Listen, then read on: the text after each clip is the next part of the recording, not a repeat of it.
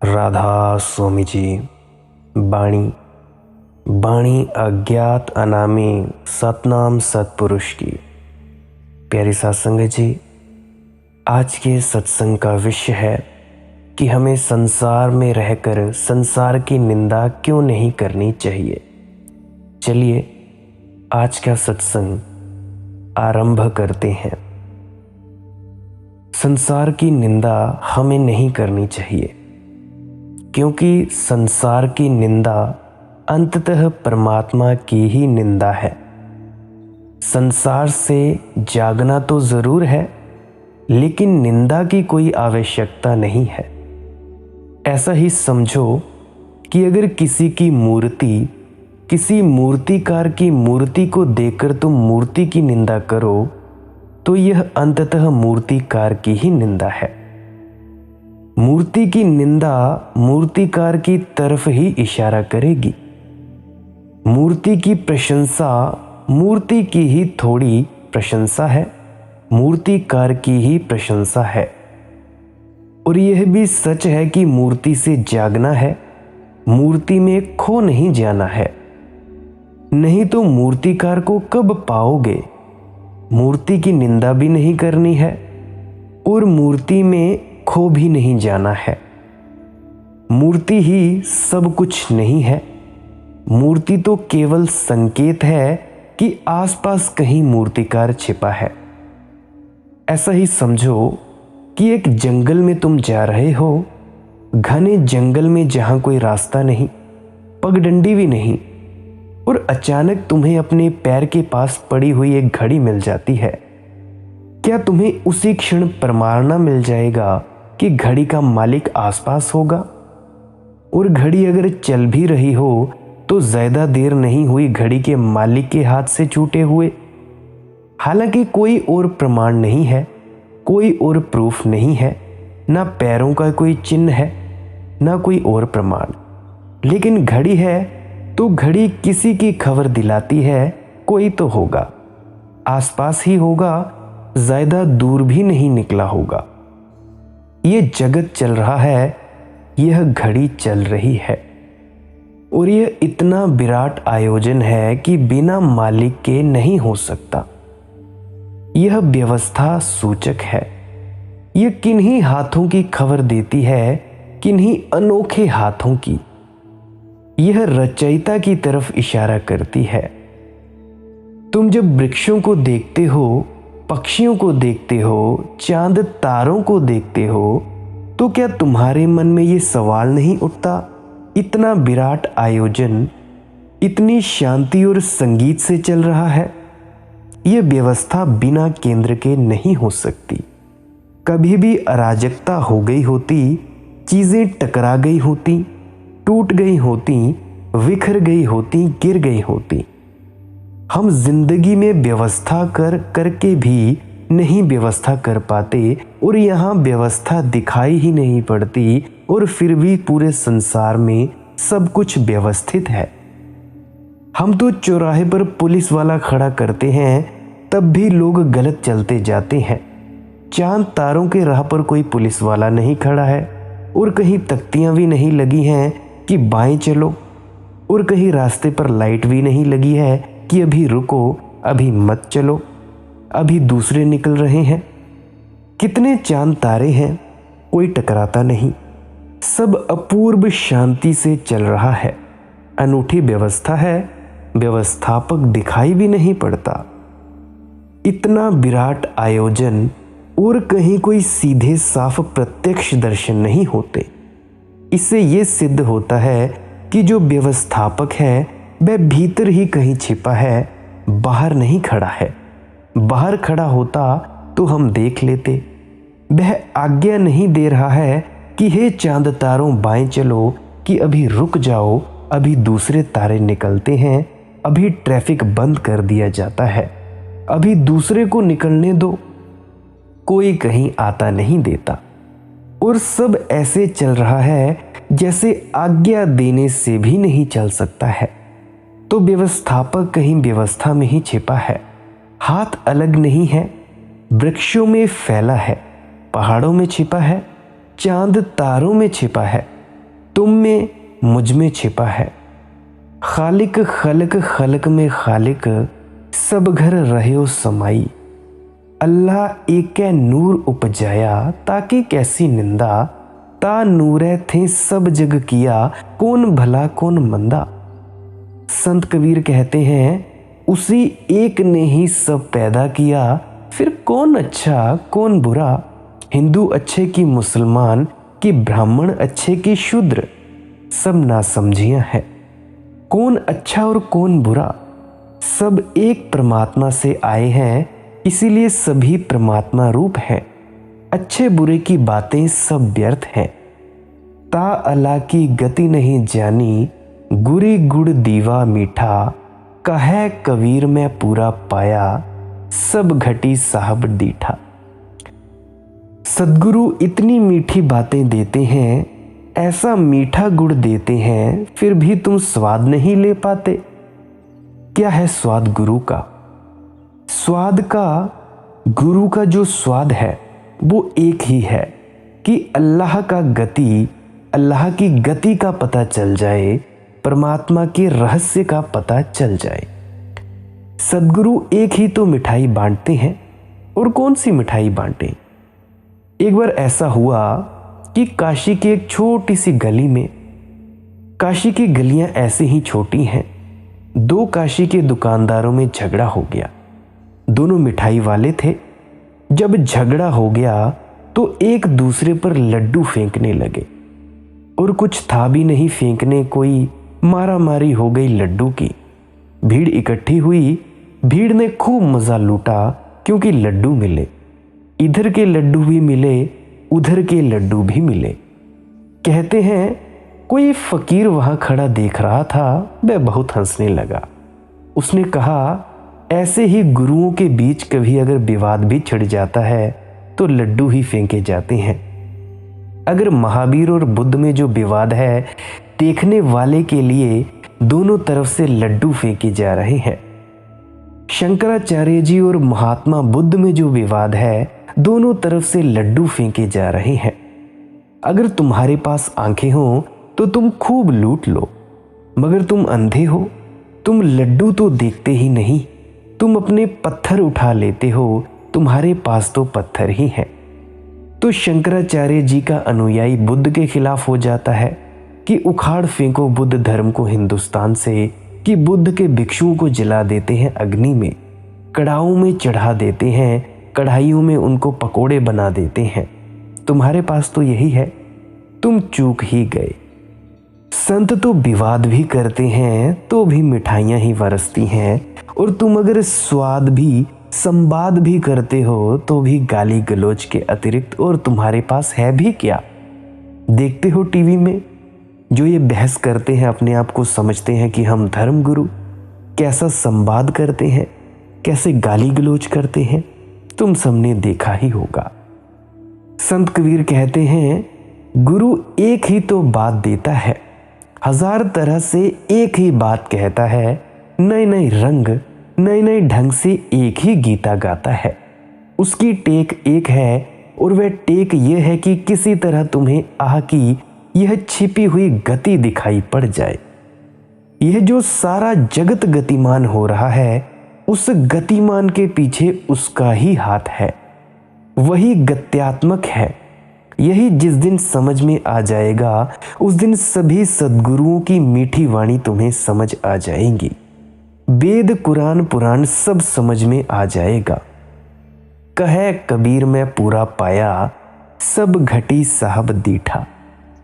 और जब मैंने गुरु के वचन का पूरा रस ले लिया तो मैंने सब पा लिया। कहे कबीर मैंने पूरा पाया। अब पूरा पाने की कसौटी क्या है? किसी आदमी ने परमात्मा को पूरा पा लिया, इसकी कसौटी क्या है? इसकी कसौटी संत कबीर कहते हैं, सब घटी साहब दीठा। जिसको सब जगह परमात्मा दिखाई पड़ने लगे, मंदिर में, मस्जिद में, गुरुद्वारे में, गिरजे में, स्त्री पुरुष में, ब्राह्मण शूद्र में, हिंदू मुसलमान ईसाई जैन बौद्ध में, पशुओं पक्षियों में, पत्थरों में, राम रावण में, अच्छे में बुरे में, साधु में असाधु में, जिसे सब जगह परमात्मा दिखाई पड़ने लगे। उजाले में, अंधेरे में, जिंदगी में, मौत में जिसे कोई द्वंद न रह जाए, उसने ही पूरा पा लिया। ता अला की गति नहीं जानी, गुरी गुड़ दीवा मीठा, कहे कबीर में पूरा पाया, सब घटी साहब दीठा। जहिया कीर्तम न हता, धरती हती नीर, उत्पत्ति परलय न हता, बत की कहे कबीर। बड़ा अद्भुत वचन है, अनूठे वचनों में से एक है। जीसस के वचनों में एक वचन है जो इसके करीब आता है। जीसस एक गांव में लोगों को समझा रहे हैं। यहूदियों की भीड़ है, क्योंकि यहूदी ही थे और तो वहां कोई था नहीं। एक यहूदी रवाई ने पूछा कि महानुभाव, अब्राहम का नाम सुना कभी? अब्राहम यहूदियों का सबसे बड़ा पैगंबर, यहूदियों का पिता। जैसे श्री राम हिंदुओं के लिए प्यारे, वैसे अब्राहम यहूदियों के लिए प्यारे। और कुछ तो को कहना है कि राम और अब्राहम एक ही आदमी के दो नाम हैं। अब्राहम का पूरा नाम है अब राम, और अब का मतलब होता है श्री हिब्रू में। तो जो हिंदू में श्री राम का अर्थ होता है, अब राम का अर्थ होता है हिब्रू में। संभव है कि वहीं बहुत प्राचीन समय में दूर राम को मानने वाले लोग दो हिस्सों में बंट गए हों, और ये दो दुनिया और ये धर्म दुनिया में सबसे ज्यादा पुराने हैं। दो धर्म, हिंदू और यहूदी, और इन्हीं दो धर्मों से दुनिया के सब धर्म निकले हैं। यहूदियों से निकली ईसाईयत और इस्लाम, और हिंदुओं से निकले बौद्ध और जैन। इतने ही धर्म हैं दुनिया में खास। यहूदी और हिंदू दो मूल धर्म मालूम होते हैं, दोनों के पीछे राम का नाम है। तो उस यहूदी ने पूछा कि अब्राहम का नाम सुना कभी?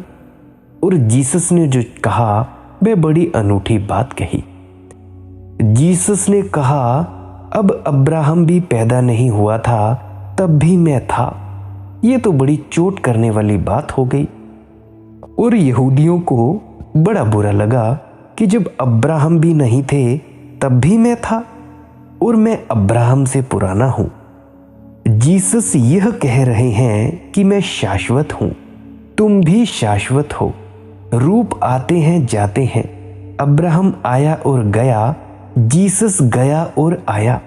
तुम आए और गए, ये रूप ही हैं जो आते हैं और जाते हैं, आकृतियां हैं। लेकिन जो भीतर छिपा हुआ सत्य है वह शाश्वत है। संत कबीर कहते हैं, जहिया कीर्तम ना हता। संत कबीर कहते हैं, जब करता भी नहीं था, धरती हती ना नीर, और ना पानी था और ना धरती थी ना पृथ्वी थी, उत्पत्ति परलय न हता। जब उत्पत्ति भी नहीं हुई थी संसार की, प्रलय भी तो नहीं हुई थी, तब भी मैं था। संत कबीर उस मूल स्रोत की तरफ इशारा कह रहे हैं जिससे सब आया। संत कबीर उसकी देखकर, उसको ही देखकर कह रहे हैं। अब्राहम से पहले जीसस, और संत कबीर तो और भी एक कदम आगे बढ़ गए। वे कहते हैं, परमात्मा से पहले कबीर।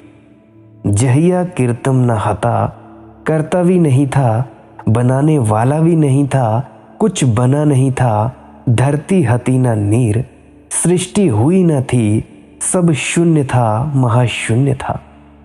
तुम भी तो थे उस वक्त, अब्राहम से पहले। तुम भी थे तब, धरती हती न नीर, तुम भी पुराने हो। संत कबीर पर पुराने पंडित, पुरोहित, मुल्ला, मौलवी बहुत नाराज हो गए थे कि संत कबीर अपने को समझता क्या है। जुलाहा है कबीर, अपने को समझता क्या है। ये कह रहा है कि जब कुछ भी नहीं था तब भी मैं था, और मैं तब की बात कह रहा हूँ, कोई नई बात नहीं कह रहा हूँ। वेद नहीं रचे गए थे तब की मैं कह रहा हूँ, उपनिषद के ऋषि नहीं हुए थे तब की मैं कह रहा हूँ, बुद्ध महावीर को किसी ने जाना नहीं था तब की मैं कह रहा हूँ।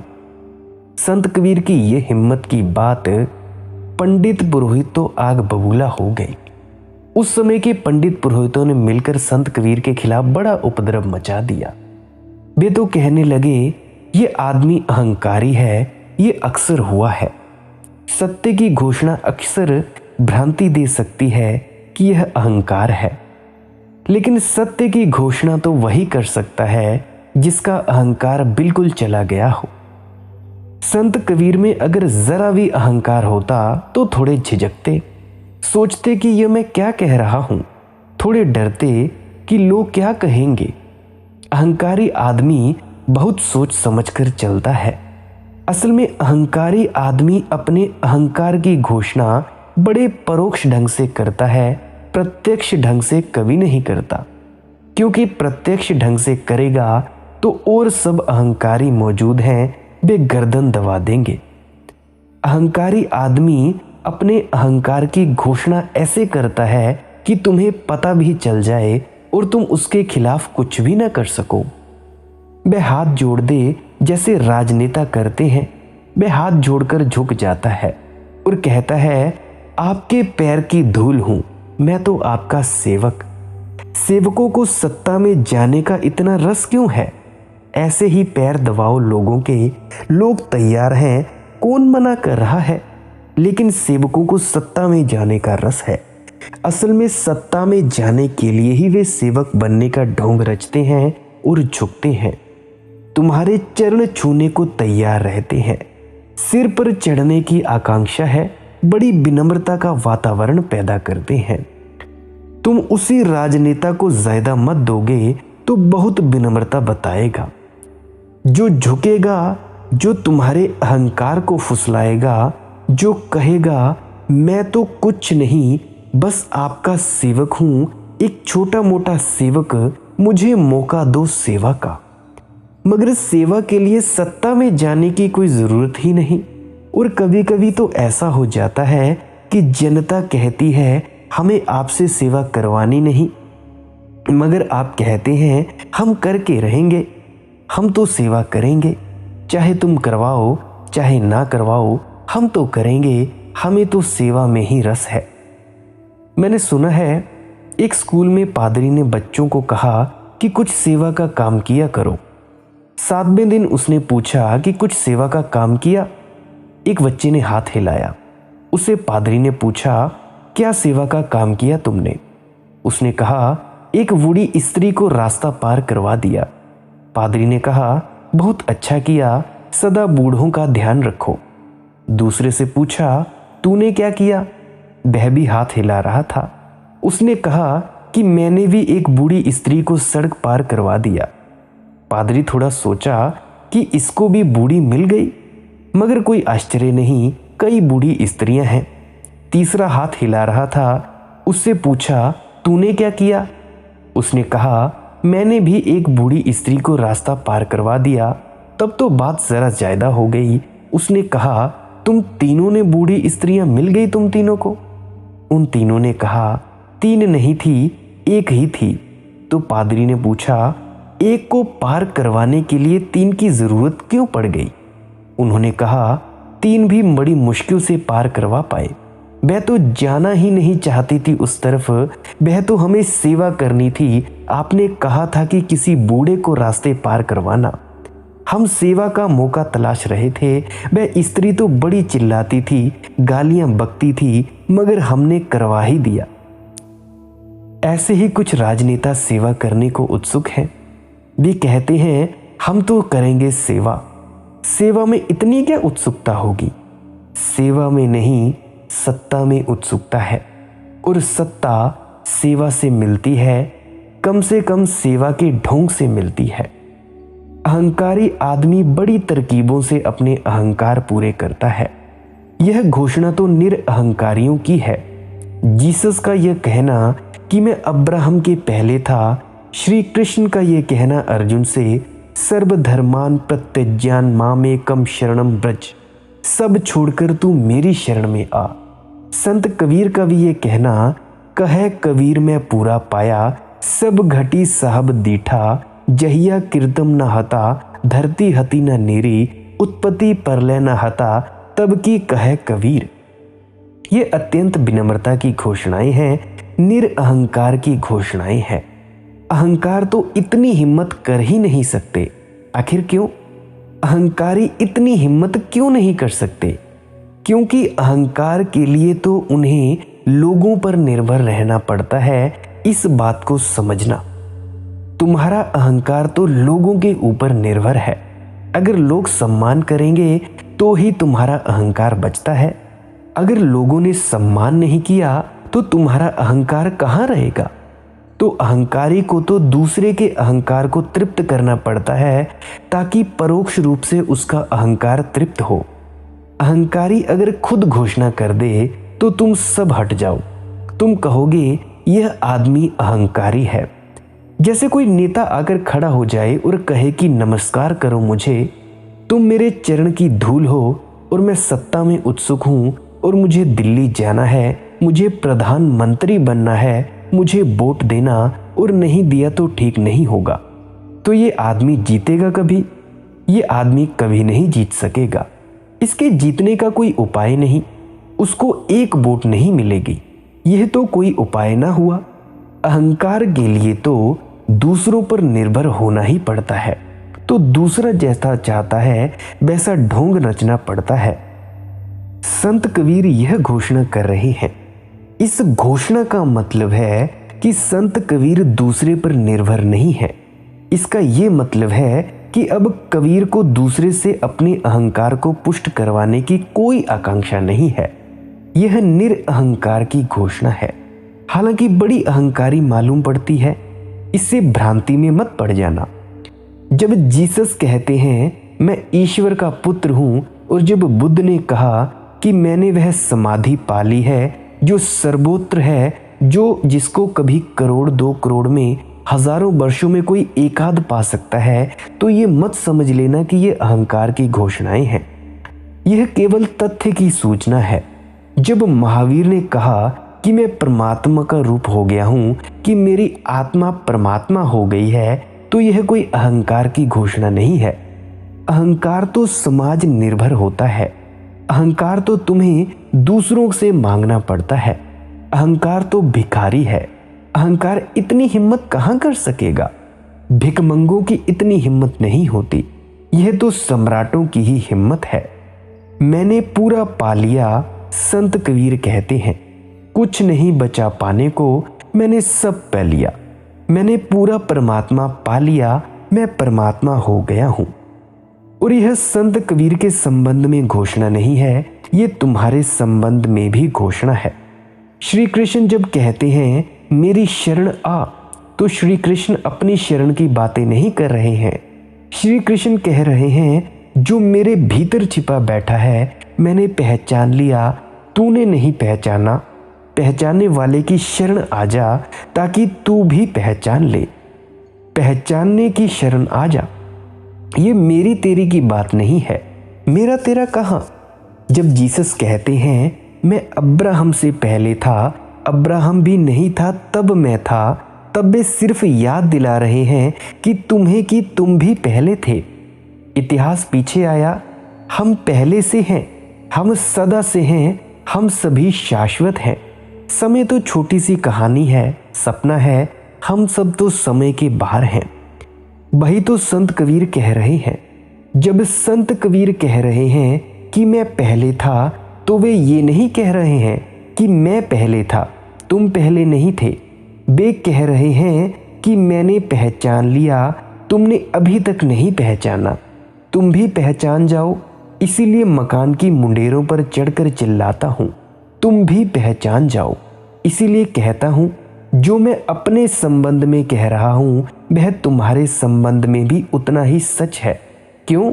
क्योंकि संत कबीर जानते हैं कि मैं और तू अलग कहाँ है। एक का ही राज है, एक का ही सब जगह विस्तार है।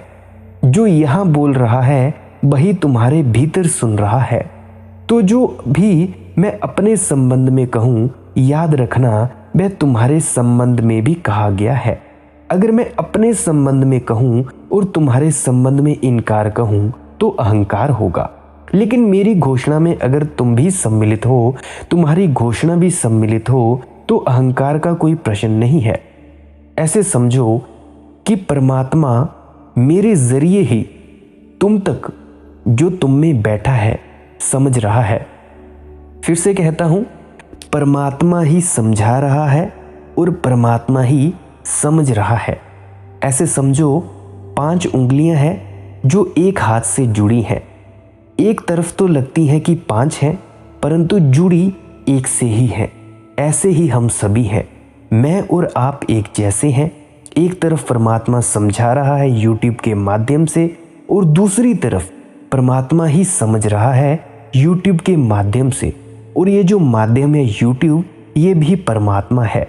तो इस तरह से परमात्मा ही परमात्मा के माध्यम से परमात्मा को ही समझ रहा है।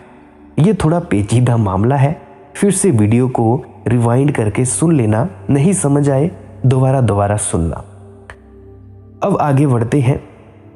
जब ये वचन तुम पहली दफा पढ़ोगे तो अहंकार जैसे मालूम पड़ सकते हैं। संत कबीर के वचन पढ़ेंगे ही, क्योंकि तुम्हारे अहंकार को चोट लगेगी।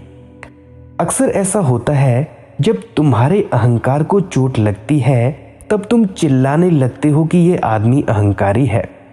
लेकिन तुम गौर से देखना, इस आदमी ने कुछ बात कही अहंकार की, या कि सिर्फ तुम्हारे अहंकार को चोट लगी।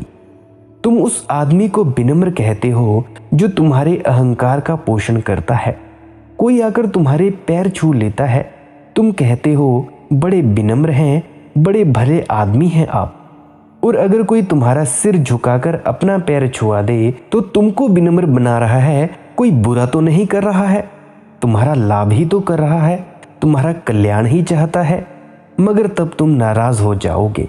अहंकार को चोट लगती है तो तुम तिल मिलाते हो। तुम अपनी तिल मिलाहट का बदला ऐसे लेते हो कि तुम कहते हो कि संत कबीर अहंकारी हैं। संत कबीर को मारने की कोशिश की गई, संत कबीर की हत्या की कोशिश की गई, संत कबीर को जहर देने की कोशिश की गई, क्योंकि ब्राह्मणों को ये बात जंची नहीं कि हम कुछ भी नहीं।